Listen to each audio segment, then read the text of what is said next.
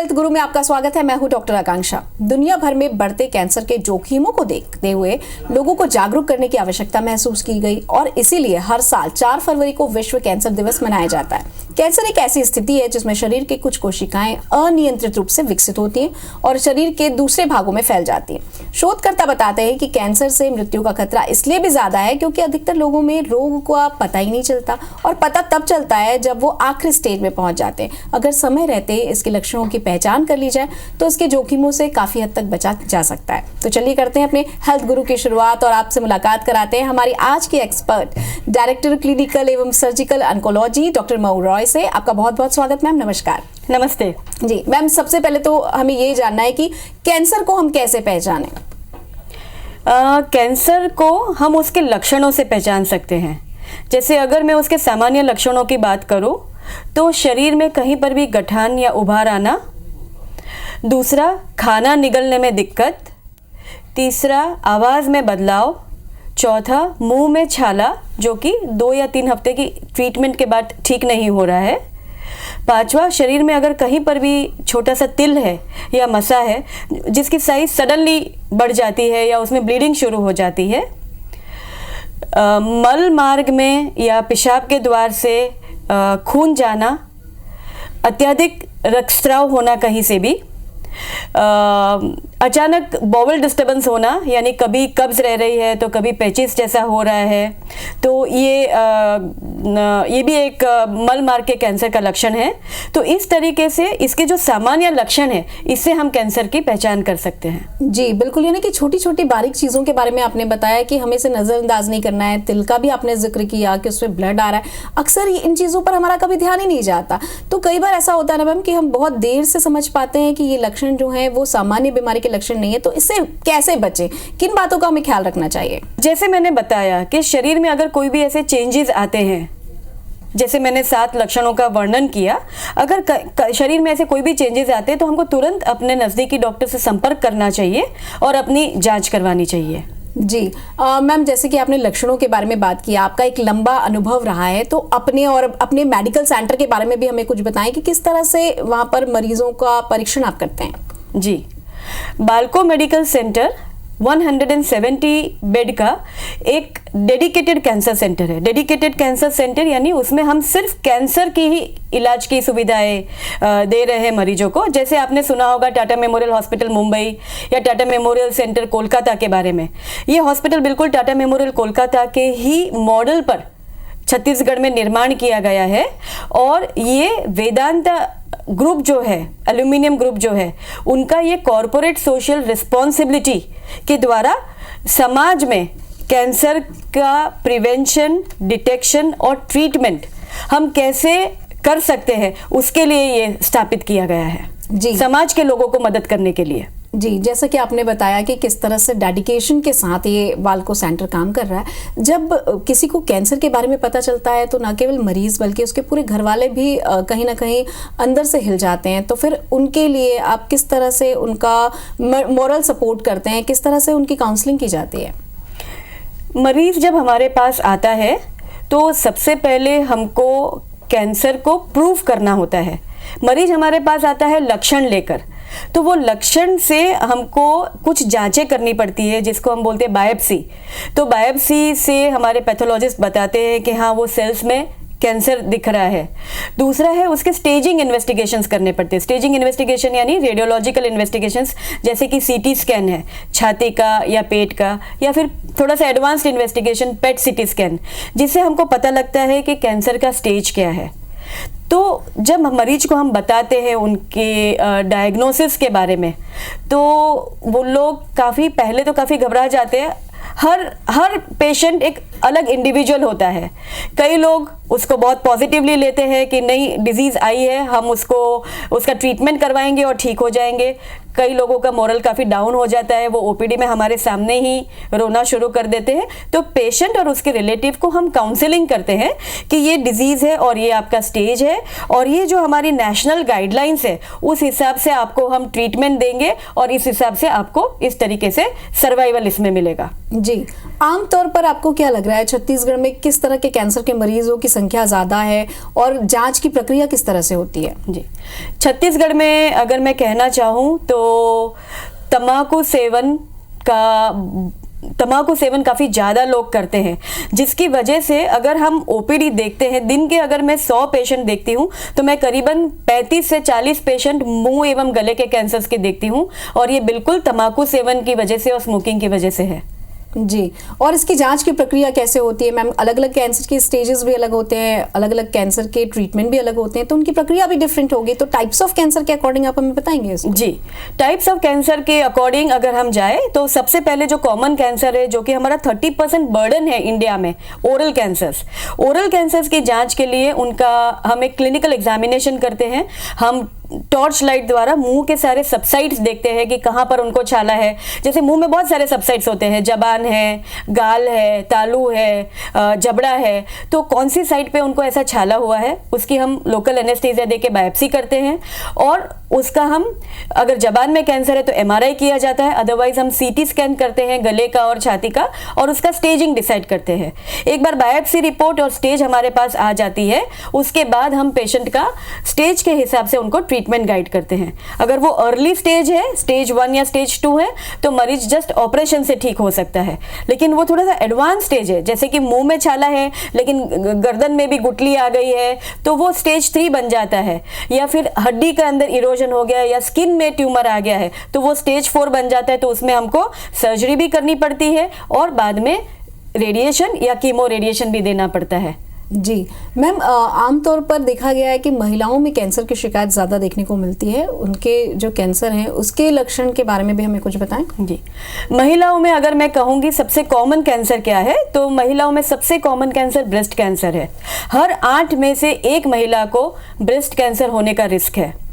Second common cancer जो महिला में है वो है सर्विक्स कैंसर, यानी गर्भाशय मुख का कैंसर। इसके भी अगर हम आंकड़े बताएं तो 1 woman in 8 minutes dies of cervix cancer, इतना इसका खतरनाक आंकड़ा है। तीसरे जो और चौथे जो कॉमन कैंसर है वो बच्चादानी का कैंसर है, फिर बड़ी आंत का कैंसर है और फेफड़े का कैंसर है। ये कॉमन कैंसर है महिलाओं में। जी मैम, जैसे कि आपने बताया कि महिलाओं में इस तरह के कैंसर्स होते हैं, तो इनके भी कुछ लक्षण हैं जो सामान्य कैंसर से अलग होते हैं? जी, स्तन के कैंसर के अगर मैं लक्षण की बात कहूँ तो एक महिला खुद ही अपने स्तन की रेगुलर जांच करके, जिसको हम सेल्फ ब्रेस्ट एग्जामिनेशन कहते हैं, महीने में एक बार हर महिला को एक मासिक धर्म के 7 दिन बाद अपने स्तन की जांच खुद अपने हाथों से करनी चाहिए, और उससे और मिरर में अपने आप को देखना चाहिए, जिससे उनको पता चलेगा कि स्तन की त्वचा में अगर कोई चेंजेस है, या निप्पल अंदर रिट्रैक्ट हो गया है, अंदर धंस गया है, या निप्पल से कोई डिस्चार्ज आ रहा है, बगल में गुठली है, या स्तन में कोई गांठ या उभार आया है। तो इस तरीके के अगर लक्षण दिखते हैं तो उनको जरूर अपने नज़दीकी डॉक्टर से संपर्क करना चाहिए या कैंसर हॉस्पिटल जाके अपनी जांच करवानी चाहिए। जी मैम, कैंसर के इलाज में जो अर्ली डिटेक्शन है वो कितना इम्पोर्टेंट होता है? कैंसर के लिए एक स्लोगन है, cancer is curable if detected early. Early detection बहुत महत्वपूर्ण है। जैसे कि मैंने आपको बताया कि अगर बीमारी, ओरल कैंसर इंडिया का सबसे कॉमन कैंसर है, अगर ये ओरल कैंसर हम 4 सेंटीमीटर से छोटा डायग्नोज करते हैं, अगर गले में गुठली नहीं है, अगर स्किन नॉर्मल है, अगर जबड़े की हड्डी के अंदर नहीं गया है, तो ये अर्ली कैंसर है। और ये जस्ट एक ट्रीटमेंट मोडालिटी से, यानी आइदर सर्जरी या रेडिएशन से वो बिल्कुल ठीक हो सकता है, और उसमें हमको सर्वाइवल यानी जो लाइफ स्पैन है पेशेंट के इलाज के बाद वो भी अच्छा मिलता है। सेम कैंसर जब थोड़ा सा स्टेज उसका बढ़ जाता है, जैसे कि गले में गुठली आ गई, मुंह में छाला है लेकिन गले में गुठली आ गई है, या स्किन इन्वॉल्व हो गई है, या हड्डी में चला गया है, तो फिर वो स्टेज 3 स्टेज 4 बन जाता है। और इन पेशेंट को सिर्फ एक इलाज से हम उनको अच्छा सर्वाइवल नहीं दे सकते, उनको 2 ट्रीटमेंट करने की जरूरत होती है। ऑपरेशन भी करना पड़ेगा, कीमो रेडिएशन भी करना पड़ेगा।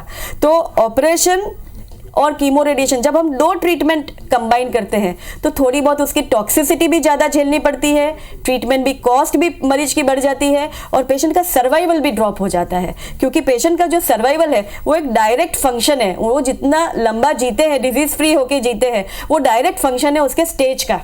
तो कैंसर का stage is directly indicates the disease free survival of the patient। जी, यानी कि ये बहुत ज़रूरी है कि हम अर्ली स्टेज पे ही उसे डिटेक्ट कर लें तो उसकी जो क्योर करने की जो क्षमता है वो थोड़ी ज़्यादा बढ़ सकती है। मैम, अब ये जानना है कि ये जो हम वर्ल्ड कैंसर डे मनाते हैं ना, इसका क्या महत्व है, क्यों इसे सेलिब्रेट किया जाता है? जी, वर्ल्ड कैंसर डे इसीलिए सेलिब्रेट किया जाता है कि हमको सबको जागरूक करना है। ये एक जागरूकता अभियान की तरीके से सेलिब्रेट किया जाता है कि हर व्यक्ति उसके लक्षणों से जागरूक रहे, उसके लिए जो प्रिवेंशन, उसकी रोकथाम के लिए जो प्रिवेंशन स्ट्रेटजीज है उसकी जागरूकता हो, उसके डिटेक्शन के लिए क्या किया जाता है उसकी जागरूकता हो, और उसकी ट्रीटमेंट की क्या फैसिलिटीज़ अवेलेबल है और क्या ट्रीटमेंट मरीज ले सकते हैं उसके बारे में जागरूक हो।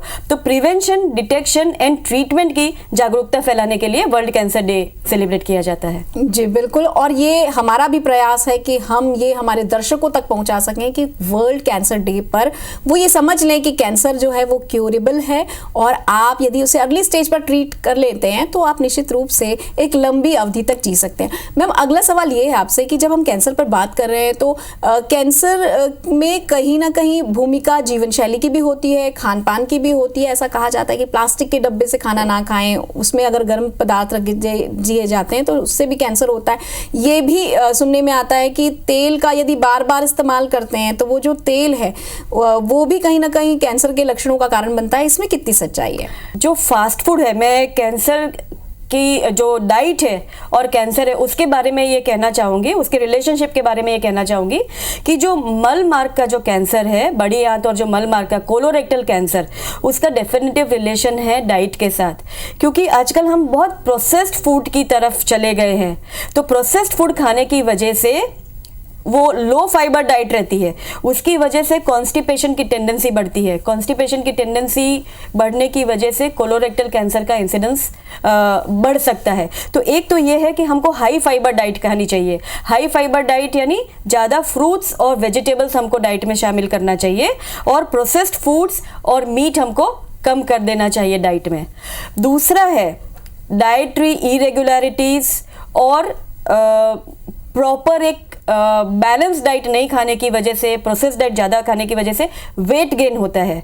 अगर मैं कहूँ ओबेसिटी बहुत सारे कैंसर का कारक है, जैसे कि जो मोटापा है वो महिलाओं में ब्रेस्ट कैंसर का कारक है, बच्चेदानी का कैंसर का कारक है, और इवन अंडाशय के कैंसर का भी कारक है।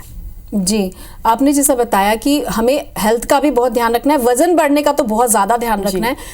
मैम, अगर मान लीजिए किसी के घर में ऐसी फैमिली हिस्ट्री रही है, कोई कैंसर से पीड़ित रहा है, तो ऐसा कहा जाता है कि ये एक पीढ़ी से दूसरी पीढ़ी को भी ट्रांसफ़र होती है, तो क्या वास्तव में ऐसा होता है? जी, सभी कैंसर ऐसे हेरिडिटरी नहीं होते हैं। आप जो बात पूछ रहे हैं वो आनुवांशिकता के बारे में पूछ रहे हैं कि एक जनरेशन से दूसरे जनरेशन में ट्रांसफ़र होगा कि नहीं। तो आनुवांशिकता जिनमें होता है वो 5 to 10% ब्रेस्ट कैंसर में आनुवांशिकता है, वो हेरिडिटरी रहता है। कुछ कोलोरेक्टल कैंसर्स हेरिडिटरी रहते हैं। वो कुछ सिंड्रोम्स होते हैं जो फैमिली में रन करते हैं, जिसको हम लिंच सिंड्रोम बोलते हैं। यानी उनमें सिर्फ बड़ी आंत का कैंसर या मलमार्ग का कैंसर ही नहीं, उनको बच्चेदानी का भी कैंसर हो सकता है, ब्रेस्ट कैंसर भी हो सकता है। एक और सिंड्रोम है जिसको हम फेमिलियल एडिनोमेटस पॉलीपोसिस बोलते हैं। छोटे पॉलिप्स यानी उभराव पूरी आंत में रहता है और वो बचपन या यंग एज ग्रुप में आ जाता है, और फिर ऐसे पेशेंट्स में 100% रिस्क रहता है कन्वर्जन बड़ी आंत के कैंसर का। तो कुछ ऐसे कैंसर्स हैं जो आनुवांशिक है, लेकिन सभी कैंसर्स आनुवांशिक नहीं है। जी मैम, जैसे कि आपने बताया कि आनुवांशिक कुछ कैंसर ही हैं, तो यदि अगर किसी की फैमिली हिस्ट्री है और उसे प्रिकॉशंस रखना है तो कैंसर की जांच के लिए उसे किस उम्र में डॉक्टर से संपर्क करना चाहिए? जी, जिनको जैसे कि सपोज किसी की मदर में फर्स्ट डिग्री रिलेटिव में ब्रेस्ट कैंसर है, जैसे कि मदर में है या मौसी जी में है, तो मदर को जिस एज में कैंसर आया था, सपोज 50 की एज से कैंसर आया था, तो एटलीस्ट 10 साल पहले यानी 10 साल कम उम्र में बेटी को 40 की एज से एटलीस्ट अपना स्क्रीनिंग इन्वेस्टिगेशंस चालू करवा देना चाहिए।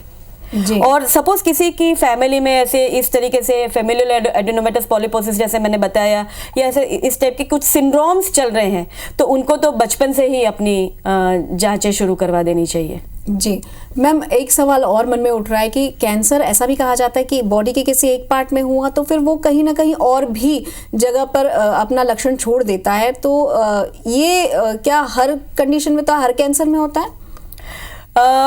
देखिए, सादी गांठ और कैंसर की गांठ का डिफरेंस ही ये है कि कैंसर की गांठ की फितरत रहती है, चाहे वो ब्लड स्ट्रीम से दूसरी जगह जाए या वो लिम्फेटिक्स के थ्रू दूसरी जगह वो स्प्रेड करे। ये स्प्रेड होने की जो टेंडेंसी है वो सारे कैंसर्स में रहती है। जी, यानी कि वो शरीर के दूसरे हिस्से पर भी उसका असर कर देगा। जी। आमतौर पर देखा गया है, पहले तो काफ़ी डर था कि ये तो क्यूरेबल नहीं है, लेकिन अब तो काफ़ी टेक्नोलॉजी और टेक्निकली साउंड होने के साथ साथ मेडिकली भी साउंड हो चुके हैं, तो कैंसर का ट्रीटमेंट भी हो जाता है। लेकिन आमतौर पर ये देखा गया है कि कैंसर की जो पहचान होती है वो फर्स्ट और सेकेंड स्टेज में बहुत कम होती है, तो थर्ड और फोर्थ स्टेज में यदि हमने कैंसर को पकड़ा है तो क्या उसमें भी वो पूरी तरह से क्यूरेबल होता है? कुछ कुछ कैंसर्स हम अच्छा क्योर दे सकते हैं। आजकल जो नई ट्रीटमेंट, जैसे ब्रेस्ट कैंसर है, उसमें हम बहुत अच्छी तरह से पेशेंट को ट्रीट कर सकते हैं। उसके कुछ कुछ हम फैक्टर्स स्टडी करते हैं। अगर वो फैक्टर्स जैसे हार्मोन रिसेप्टर पॉजिटिविटी है या HER2 रिसेप्टर पॉजिटिविटी, तो उसके लिए बहुत अच्छी ट्रीटमेंट्स हैं, जिससे हम स्टेज 3 कैंसर में, स्टेज 4 कैंसर में भी पेशेंट को लंबा सर्वाइवल दे सकते हैं। लेकिन ये सारे कैंसर्स में संभव नहीं है।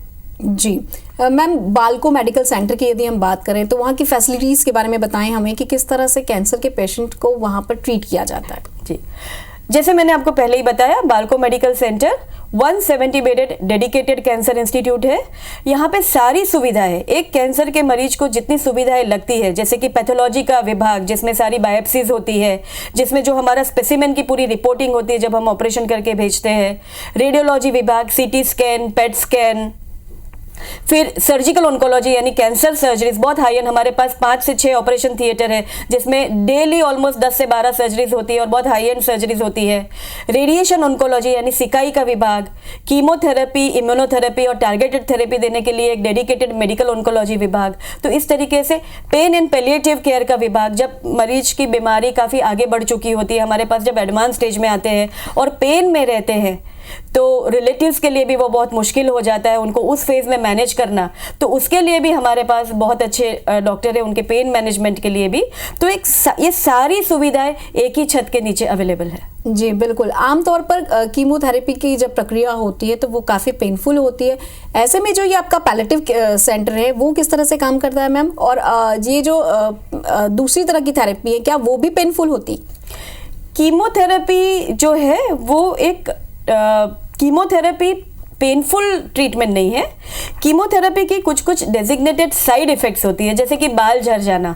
कीमोथेरेपी जो है वो हर विभाजित होने वाले सेल पे काम करता है, जैसे कि हमारे बाल के सेल से, हमारे मुंह की म्यूकोजा के, पेट की म्यूकोजा के जो सेल्स है ये विभाजित होते रहते हैं, तो हमारे ब्लड सेल्स है। तो इसीलिए कीमोथेरेपी की जो आड़असर होती है वो हमारे बाल झड़ जाते हैं, हमारे ब्लड काउंट्स ड्रॉप हो जाते हैं, हमारे कभी कभी पैचेस हो सकता है या नोजिया वॉमिटिंग हो सकता है। तो ये सारे साइड इफेक्ट्स जो मैंने आपको बताए, जो उल्टी होना या लूज मोशंस होना या फिर काउंट्स कम हो जाना, ये सब के लिए ट्रीटमेंट अवेलेबल है। जी, एक ही ऑब्वियस साइड इफेक्ट है जो कि बाल झड़ जाता है, लेकिन बाल जब झड़ जाते हैं, ट्रीटमेंट कंप्लीट होती है, नेक्स्ट मंथ ऑनवर्ड्स ही बाल की ग्रोथ आ जाती है और बहुत पहले जैसे ही बाल हो जाते हैं। तो इसके लिए बिल्कुल चिंता करने की जरूरत नहीं है। जी, निश्चित रूप से कि जब हम फिजिकली बहुत ज़्यादा टायर्ड होते हैं या बीमार होते हैं तो हमारा मन जो है वो भी कहीं ना कहीं डिमोरलाइज तो होता ही है, और जब इस तरह के ट्रीटमेंट होते हैं तो ऐसे समय में केयर की बहुत ज़्यादा ज़रूरत होती है। तो जो आपका पैलेटिव केयर है जो स्पेशली बालकों का काफ़ी फेमस है, तो ये पैलेटिव केयर में कितने मेंबर रहते हैं और क्या घर वालों के लिए अलग से कुछ सेशंस होते हैं और मरीज के लिए अलग सेशन होते हैं या साथ में कोई सेशंस किए जाते हैं? हम उनको साथ में सेशन करते हैं, उनको काउंसलिंग की जाती है। बेसिकली पैलिएटिव केयर यानी एंड ऑफ लाइफ केयर होती है वो, हम जानते हैं पेशेंट की बीमारी उतनी बढ़ चुकी है, उन्होंने जितनी ट्रीटमेंट मोडालिटीज, सपोज उन्होंने ट्रीटमेंट ली हुई है तो ट्रीटमेंट मोडालिटीज अब हमारे पास और एडिशनल नहीं है कि हम उनको हेल्प कर पाए, या उनकी हेल्थ उतनी अच्छी नहीं है, उनका परफॉर्मेंस स्टेटस उतना अच्छा नहीं है कि वो उसको झेल पाए। तो ऐसे मरीज जिनकी बीमारी बढ़ चुकी है, जो पेन में रह रहे हैं, उनके लिए बहुत अच्छी काउंसलिंग सेशंस अवेलेबल रहते हैं, और उनकी एंड ऑफ लाइफ केयर के लिए जो जो सुविधाएं उनको देनी चाहिए वो सारी फैसिलिटीज वहाँ पर अवेलेबल है। जी, इवन जो नार्कोटिक ड्रग्स है, वो नार्कोटिक ड्रग्स का सप्लाई, जिससे पेन रिलीफ बहुत अच्छा रहे पेशेंट में, वो सब कुछ बालकों में अवेलेबल है। जी मैम, अब ये जानना है कि आमतौर पर जब फर्स्ट स्टेज पे कैंसर ट्रेस आउट होता है तो उसमें आपके अब तक के अनुभव में आपको क्या लगता है कि पहले की तुलना में आज जो है वो बहुत आसानी से ट्रीटमेंट हो जाता है? डेफिनेटली पहले की तुलना में आसानी से ट्रीटमेंट हो जाता है, और दूसरा है कि आजकल महिलाएं जागरूक काफ़ी हुई भी है। मैं डेफिनेटली ये कहना चाहूँगी कि इतने सारे जो जागरूकता अभियान चल रहे हैं, हम रेगुलरली कैंप्स करते हैं, हेल्थ टॉक करते हैं, ऐसे दूसरे कैंसर इंस्टीट्यूशंस भी ये सारी चीज़ें रेगुलर बेसिस पे करती है, प्रिंट मीडिया पर, इलेक्ट्रॉनिक मीडिया पर, ऐसे हम टीवी में भी इस तरीके से टॉक्स रख रहे हैं। तो ये जागरूकता फैल रही है लोगों में, और फैलने की वजह से हम काफ़ी अर्ली स्टेज में भी कैंसर, कई बार महिलाएं आती है हमारे पास 1 सेंटीमीटर 1.5 सेंटीमीटर की गठान लेकर, 1 सेंटीमीटर 1.5 सेंटीमीटर भी हम आजकल ब्रेस्ट कैंसर डायग्नोज कर पा रहे हैं, जो पहले कभी नहीं हो पाता था। जी मैम, और एक बहुत ही महत्वपूर्ण सवाल, ऐसा कहा जाता है कि कैंसर की कुछ वैक्सीन्स भी आ चुकी हैं और उसको लगा लेना चाहिए, लेकिन फिर भी लोगों में थोड़ी सी भ्रांतियां हैं कि अगर हम बीमार नहीं हैं तो हमें क्यों वैक्सीन कराना चाहिए। तो ये वैक्सीन कितना सिक्योर है और किस उम्र में कराना चाहिए?